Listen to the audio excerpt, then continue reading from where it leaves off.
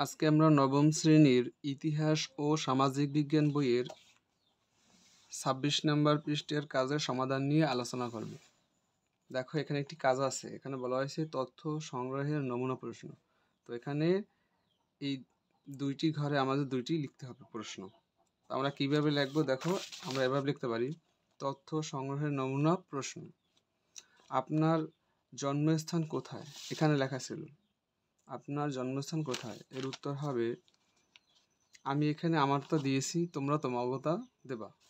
এরপর ২ নাম্বার, আপনার পূর্বপুরুষ কোথায় থাকেন? এখানে আমি আমার স্থানের নাম দিয়েছি, তোমরা তোমাদের স্থানের নাম দিতে হবে তোমাদের। আপনি পরিবারে কোন ভাষায় কথা বলেন? বরিশাল অঞ্চলের ভাষা। আপনার পরিবারের প্রধান খাবার কি? ডাল, ভাত, মাছ, মাংস, ডিম, শাকসবজি ইত্যাদি। আপনার রাষ্ট্রীয় পরিচয় কি? বাংলাদেশী। আপনার রাজনৈতিক পরিচয় কি?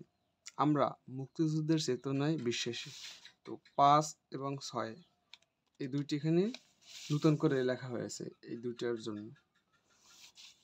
এতটুকুই ছিল তোমাদের ২৬ নম্বর পৃষ্ঠার কাজের সমাধান। আশা করি তোমরা বুঝতে পারছো।